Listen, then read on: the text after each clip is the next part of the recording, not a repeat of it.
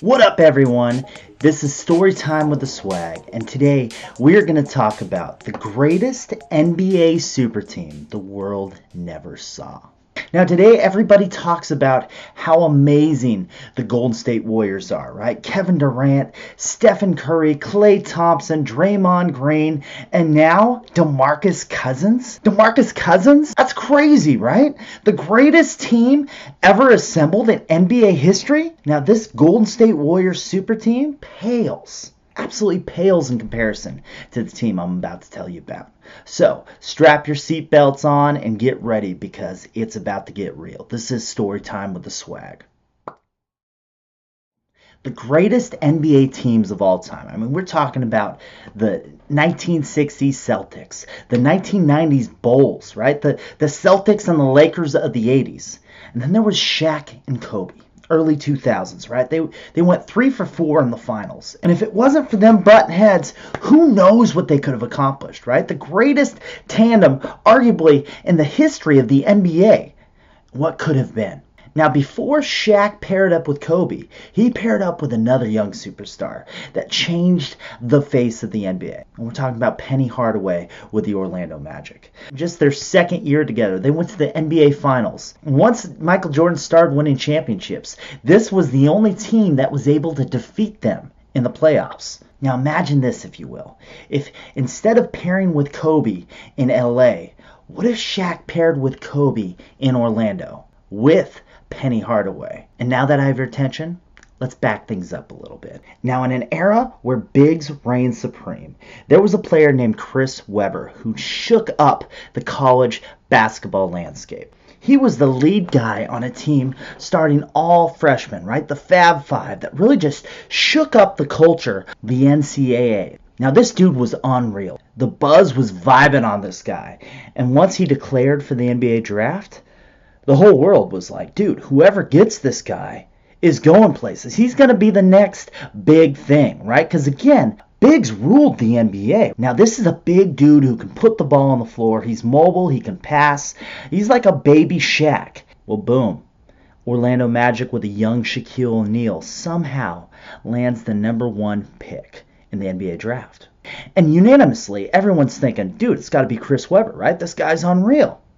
However, Shaq was doing a movie that summer called Blue Chips, right? A good flick, really good flick.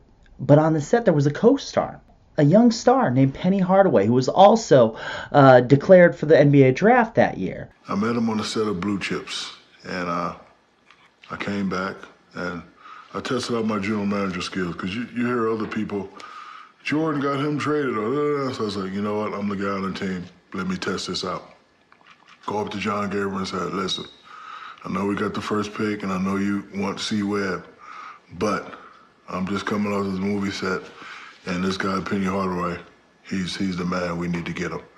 And the first day, and then I kind of had to throw it out there. Well, if you don't get me the guard I need, my deal's coming up in 2 years. I may have to do something else.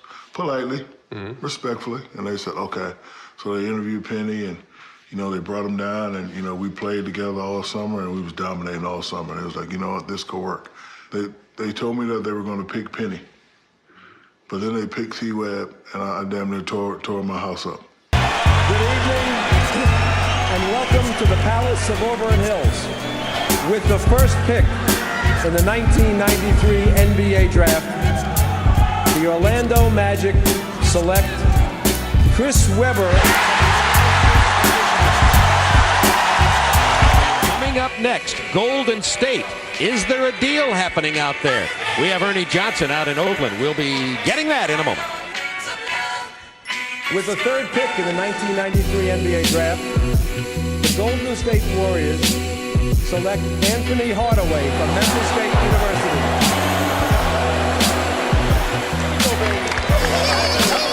Orlando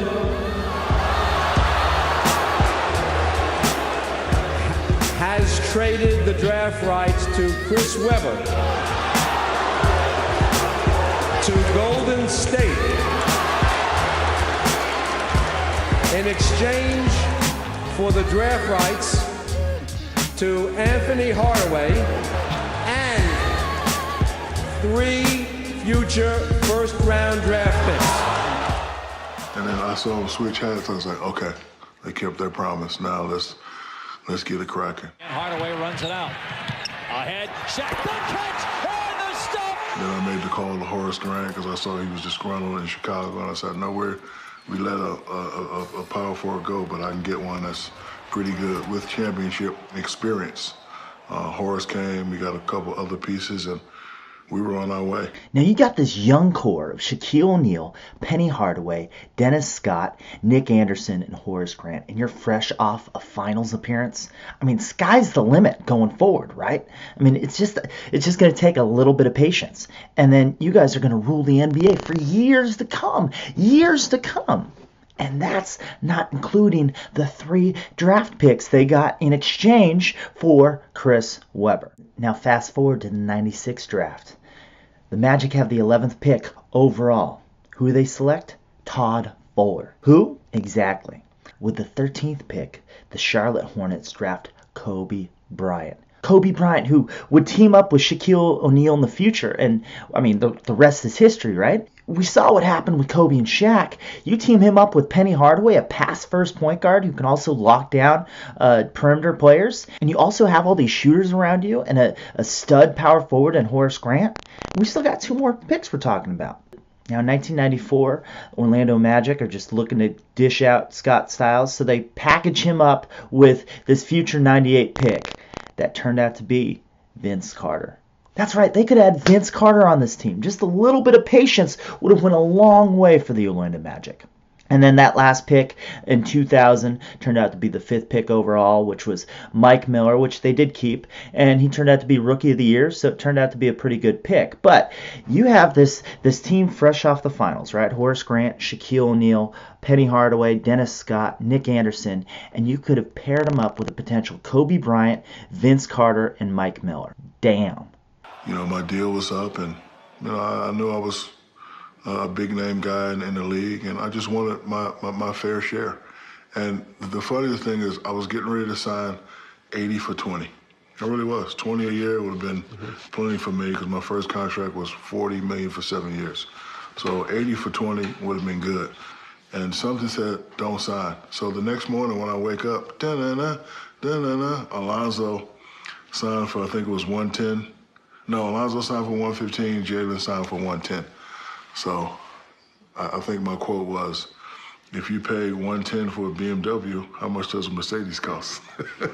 Sounds like something you'd say. Yeah, so I went back in. And, you know, I learned in college, you start high.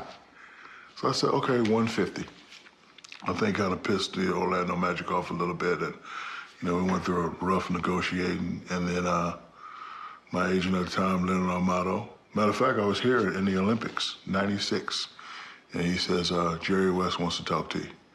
And I go in Jerry's suite, 2, 3 a.m. in the morning. He says, I got some good news and some bad news.